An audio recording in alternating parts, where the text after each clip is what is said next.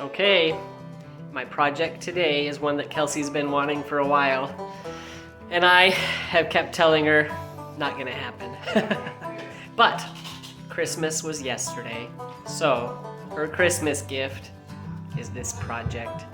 One of the Christmas gifts anyway. So here's what we're doing. I bought 40 of these 27-gallon storage totes, and we're making a sliding rack for them so you can pull out like the bottom one without having to move out all the others. As you can see, this is kind of like framing a wall at first. I'll show you more about that here in a second, but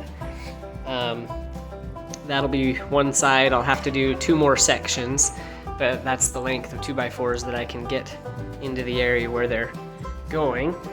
So anyways, I've got 20 3/4 inches apart for each of these studs, we'll call them. You can see right here is a seam. So what I did to get the right spacing on all of these, even back here, and it just makes it quicker, since it's 20 3/4 every time, I cut a board that's 20 3/4, and then I'm setting it there, and then I don't have to remeasure every time. So anyways, I'll put these together and then we'll keep going with that. I'll show you where they're gonna go. We've got this long, skinny storage area. You can see we have a ton of storage totes. So we're gonna make them all uniform in those new totes, and we'll be able to stack them on this wall. That's where we're gonna put everything. Anyways, so hopefully you can picture that, and here in a few minutes we'll be able to show you the finished project.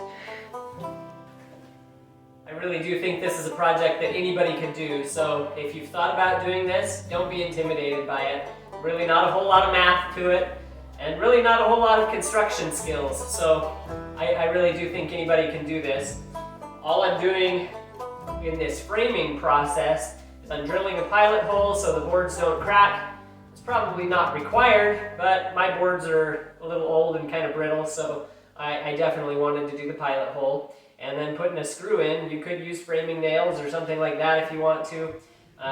That's just what I chose to do.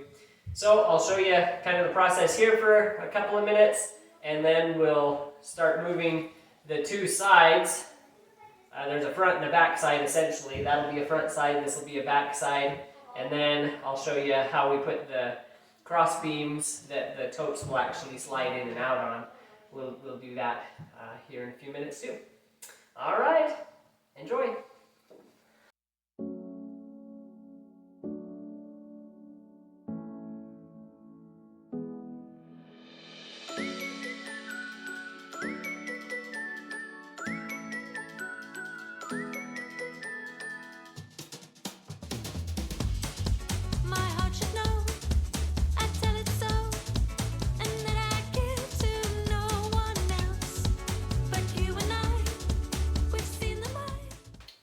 Okay, so now it's time to put these 2 walls, so to speak, together.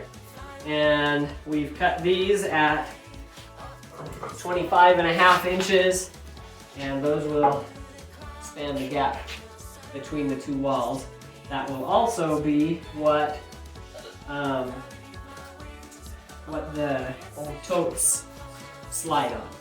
So we want these to be level. We'll make sure you do.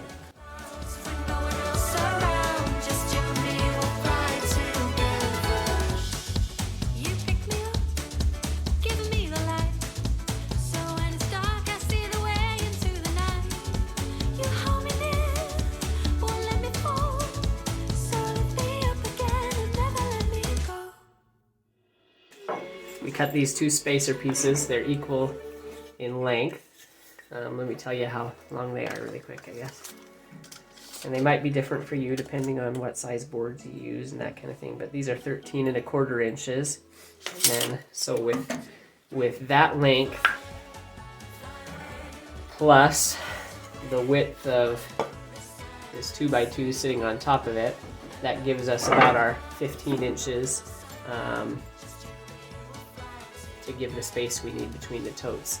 So each tote is about 14.5 inches, and 15 inches leaves 1/2 inch clearance between the two totes so they're not rubbing on each other. Anyways, so that's how we're doing that. We like cutting the wood pieces because that way we don't have to remeasure every single time. Every single time we're putting on another board. The more you measure, the more you increase your likelihood of making a mistake somewhere along the way with making a bad mark or making a bad measurement or whatever. But if we measure a good length, cut the blocks, and then use that, then it minimizes our room for error, I guess.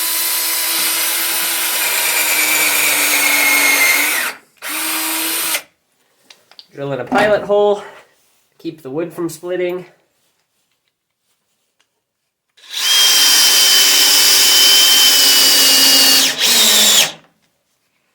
There we go.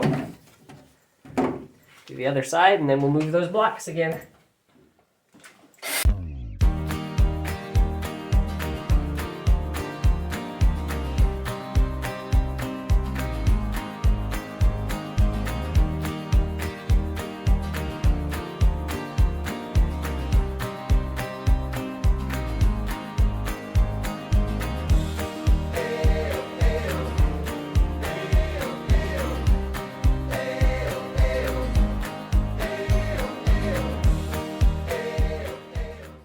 We're all done with assembly now, so now we're just bracing it up so that it's safe and can't fall away from the wall. So we put in this diagonal piece just to brace it up to the rafters there.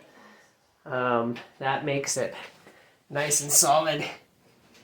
You can't even shake it there. So we did one more at the other end, and now I'm going to do one in the middle. I'll show you how we're doing it in the middle. Okay, so we've cut this. It's about 60 inches long. You can see we cut it with a 45-degree angle. That is meant to go against the back 2x4 against the wall. And that will give it good strength, having that 45-degree angle. So now I'm just shoving it in between these two pieces here. Can't see this one because the tote's covering it, but between these two boards here. So that pinching it between those two and getting it in. There we go. Want the hammer yet? Maybe.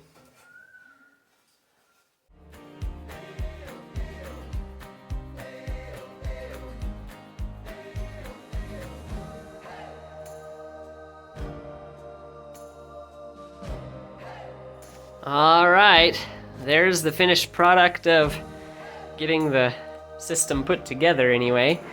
We're starting to get them loaded. You can hear the crashing in the background. That's them organizing and getting these totes full now. Let's see.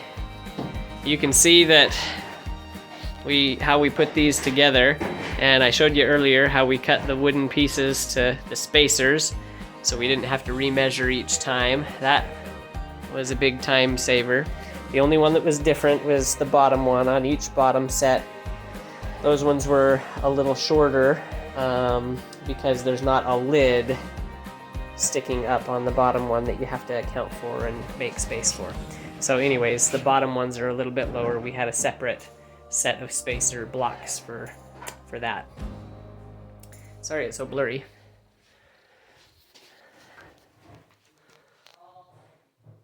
There they are.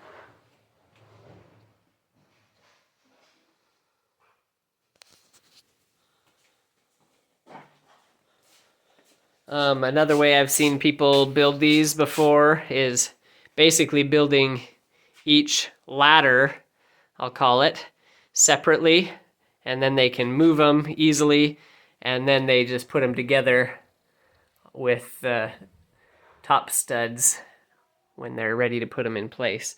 So that's a different way that you could do them. I did a front and a back and then put the ladder slats on at the end. as far as that goes, I don't know that it matters either way. Probably just depends on the space that you've got and what seems easier to you, I guess. All right, Kelsey, it's your Christmas present. 10 out of 10. Everybody needs one of these. Show them how it works. All right, Jackson, you want to show them? Now I'm not having to move all my totes that are stacked on each other. They just slide right in. Got it? Yeah. Now the hard work is happening. Right. All right, Kelsey, what's your system here? All right, so I got on Amazon and I found these little clear pouches like this, and I'm just gonna stick right here. So show them how it comes off. Okay, so it just peels off like this, and it's self-adhesive. So then I'm coming down a little lower just because of where the little bits are right there, but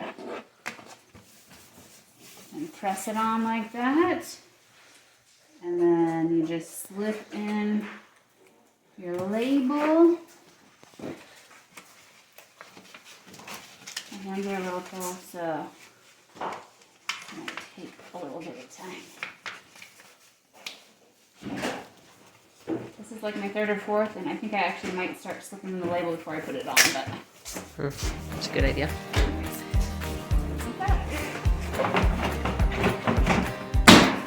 Now we'll go put it on the shelf. You're gonna do it, Grant.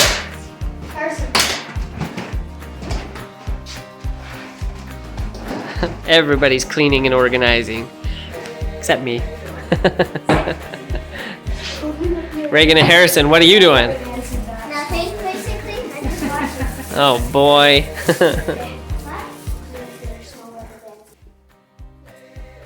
All right, there we have it. We've got it mostly all filled now. There's a couple of open spaces that we still need to fill in, but we're really happy with it so far. And you know, me personally, I love that I don't have to unstack the whole stack anymore to get the tote on the bottom. Nice and easy. Just to, let's see, just to slide the one out that you want, or put it back in. So that's what we've got. Hope you enjoy. If you'd like to make one of these, they really are relatively simple, and it's really nice for organization and storage. So there you go. Probably couldn't see. I don't know. You ready? Nice.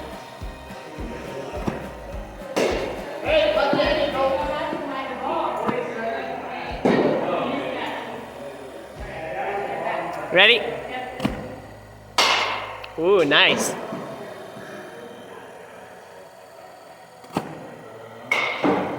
Boo.